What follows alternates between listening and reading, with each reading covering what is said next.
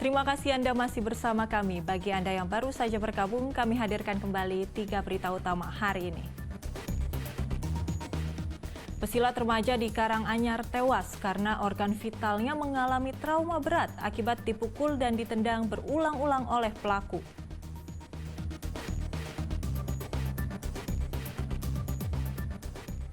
Para buruh berunjuk rasa ke kantor DPRD Kabupaten Semarang menuntut kenaikan upah tahun 2024 sebesar 15%. Media dan organisasi kepemudaan diajak ikut berperan aktif memerangi penyebaran berita hoaks selama pemilu 2024.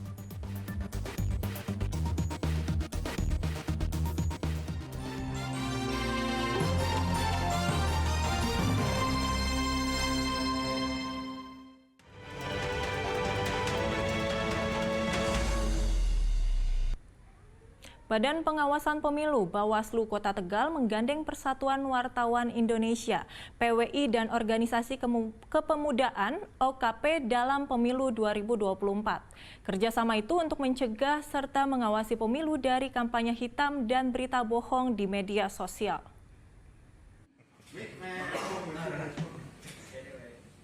Memasuki masa kampanye pemilu 2024, Bawaslu Kota Tegal menggandeng PWI dan Organisasi Kepemudaan. Kerjasama dilakukan agar PW dan OKP berpartisipasi membantu mengoptimalkan pengawasan konten media sosial. Sebab saat masa kampanye berlangsung banyak penyebaran berita bohong atau hoaks di media sosial, kampanye hitam serta pelanggaran kampanye yang berpotensi merusak jalannya pemilu. Awak media dan organisasi kepemudaan diharapkan bisa menjadi penyejuk suasana dengan publikasi yang positif, baik melalui media mainstream maupun media sosial.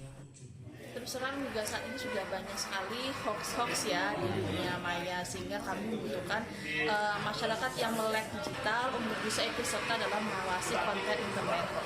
Seperti yang tadi disampaikan bahwa informasi hoax ini lebih cepat menyebar dibandingkan dengan klarifikasinya. Itulah kenapa dari Bawaslu sendiri sering melakukan pencegahan dengan memberitahu gimana tips untuk mengetahui ini hoax atau tidak. Di waktu yang bersamaan, PWI dan OKP juga belajar menggunakan internet sehat dengan mendengarkan pemateri dari Diskominfo Kota Tegal. Kuncoro Wijayanto melaporkan dari Kota Tegal. Aparatur sipil negara di Kabupaten Semarang dituntut menjaga netralitas pada pemilu 2024. Namun di sisi lain, para ASN juga harus menentukan pilihannya terhadap peserta pemilu.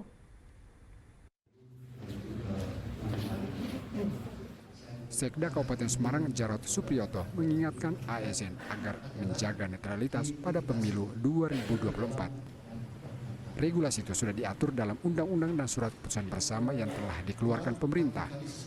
ASN dilarang mengadakan kegiatan yang mengarah kepada keberpihakan terhadap parpol, calon atau pasangan calon yang menjadi peserta pemilu.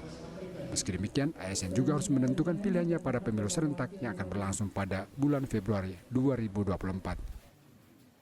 Kami sudah memberikan surat edaran Bapak kepada seluruh ASN di wilayah Kota Semarang atas sekretaris daerah. Kami akan menyampaikan bahwa jangan terpengaruh apapun tekanannya. Bahwa sebenarnya itu tidak ada sangkut pautnya dengan karir jenjang prestasi dari ASN. Netralitas ASN pada penyelenggaraan pemilu sangat penting, mengingat ASN memiliki peran yang sangat strategis dalam menjaga kelancaran pelaksanaan pemilu dan memastikan bahwa pemilu berlangsung adil, jujur, dan aman. Yulianto melaporkan dari Kabupaten Semarang.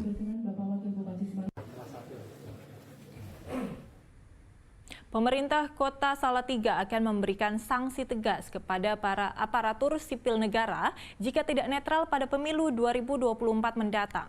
Para ASN dilarang mengikuti, mengomentari, atau memberikan tanda suka atau tidak suka pada akun parpol, caleg, maupun pasangan capres yang berkontestasi pada pemilu. Pemerintah Kota Salatiga memberikan sosialisasi agar para ASN bersikap netral pada pemilu 2024 mendatang. Larangan dan sanksi telah dituangkan dalam surat keputusan bersama yang ditandatangani 5 pimpinan kementerian atau lembaga, yakni Kemendagri, Kemenpan RB, Bawaslu, KASN, dan BKN. Salah satu larangan tegas bagi ASN adalah mengikuti, mengomentari, dan memberikan tanda suka atau tidak suka pada partai politik, caleg maupun pasangan capres-cawapres yang diposting melalui berbagai platform media sosial. Selain itu, para ASN juga dilarang mengikuti akun atau grup kampanye peserta pemilu 2024. Sanksi beragam telah disiapkan. Jika terbukti melanggar kode etik, maka diberi sanksi moral secara terbuka atau tertutup.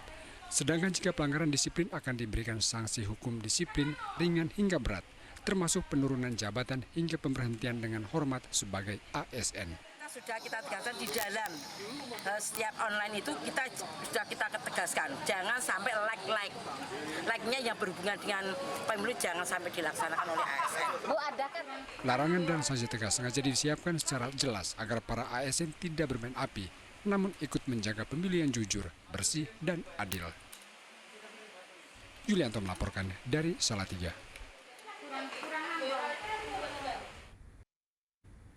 Hari ketiga kampanye pasangan Capres-Cawapres nomor urut 2, Prabowo Gibran masih belum memanfaatkan waktu kampanye. Gibran masih menjalankan tugasnya sebagai wali kota Solo. Pasangan Prabowo Gibran baru mulai kampanye pada akhir pekan.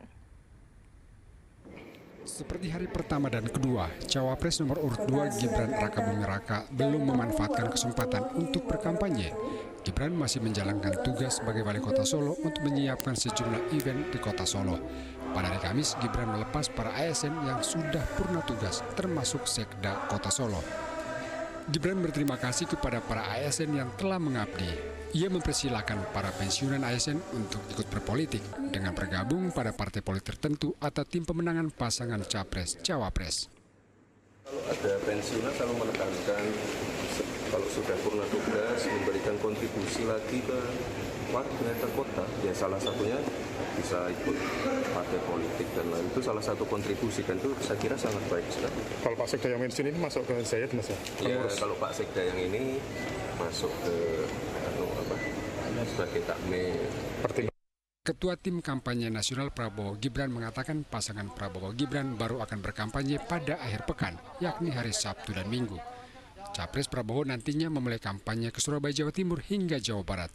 Sedangkan Gibran akan fokus berkampanye di wilayah Solo dan Jawa Tengah. Akan lebih memfokuskan pada saat weekend untuk kepergian keluar dan juga mengambil cuti sesuai dengan peraturan yang ada. Weekend ini kita akan ke Surabaya, ada di beberapa titik di Surabaya dan juga kita akan ke Jawa Barat. Mas Gibran juga nanti di Solo ada final Piala U17. Masa kampanye pemilu 2024 sudah dimulai tanggal 28 November dan berakhir tanggal 10 Februari 2024. Tim Liputan melaporkan dari Solo dan Jakarta. Calon Presiden nomor urut 1, Anies Baswedan berdiskusi dengan anak muda di Kota Bandung. Sedangkan calon Wakil Presiden Muhaimin Iskandar masih berada di Jawa Timur mendatangi Taman Bungkul, Surabaya. Silakan, Kang Anies. Capres nomor urut 1 Anies Baswedan menghadiri undangan diskusi dengan anak muda di salah satu kedai kopi di Kota Bandung, Jawa Barat. Dalam acara itu Anies didesak sejumlah pertanyaan, mulai dari masalah kemacetan di Kota Bandung, korupsi, pemindahan ibu kota negara, penegakan hukum, hingga soal pendidikan. Salah satu yang menjadi sorotan adalah kasus mantan guru yang juga ASN dipecat karena melaporkan adanya pungutan liar di sekolah. Anies menanggapi pertanyaan tersebut. Menurutnya pelapor pungli seharusnya dilindungi dan yang korupsi dipecat, bukan sebaliknya. Melaporkan itulah harus mendapat perlindungan, bukan terbalik. Melaporkan korupsi malah justru dipecat. Kapan Republik ini maju kalau ada pelanggaran dilaporkan, lalu yang melaporkan malah dipecat? Pesannya jadi keliru. Justru harus dilindungi dan yang pelaku-pelakunya harus dapat sanksi. Sementara itu pasangan Anies Baswedan Muhaimin Iskandar berkampanye di Taman Bengkulu, Surabaya, Jawa Timur. Dalam kampanyenya, Cak Imin menyoroti perlunya afirmasi bantuan modal untuk UMKM.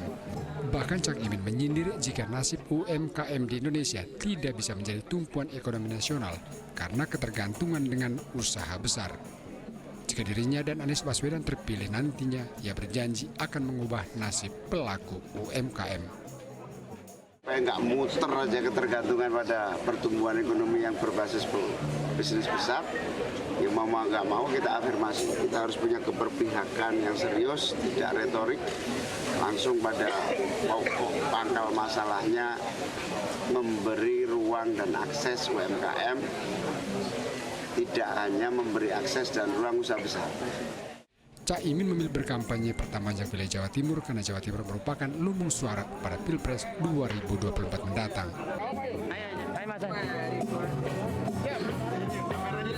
Tim Liputan melaporkan dari Bandung, Jawa Barat dan Surabaya, Jawa Timur.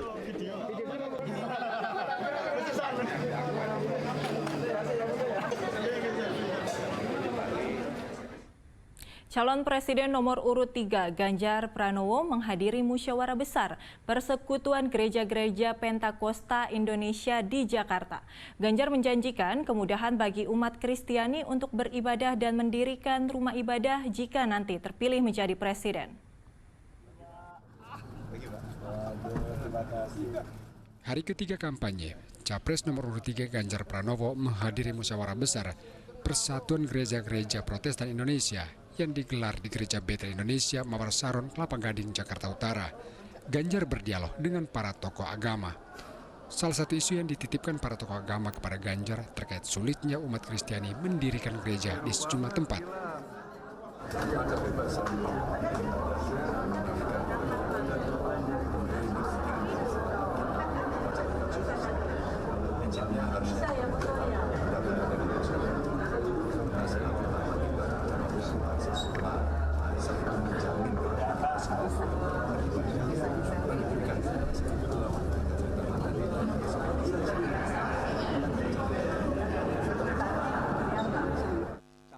Usai bertemu tokoh agama Protestan, Ganjar berdialog dengan Dewan Pers di kantor PWI membahas kemerdekaan pers.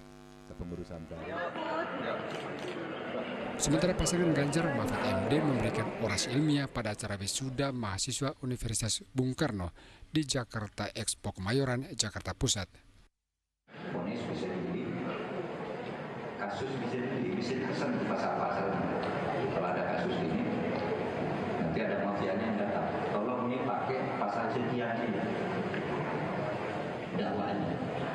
Yang menangani nanti penyidiknya ini. Udah dipesan dulu. Nanti di kejaksaan diatur lagi. Di pengadilan lagi. Itulah yang kemudian disebut mafia. Dalam orasinya, Mahfud menyoroti masalah penegakan hukum yang mesti dibenahi, terutama terkait etika penegak hukum agar makin ditingkatkan sehingga bisa menghadirkan keadilan bagi masyarakat. Tim Liputan melaporkan dari Jakarta.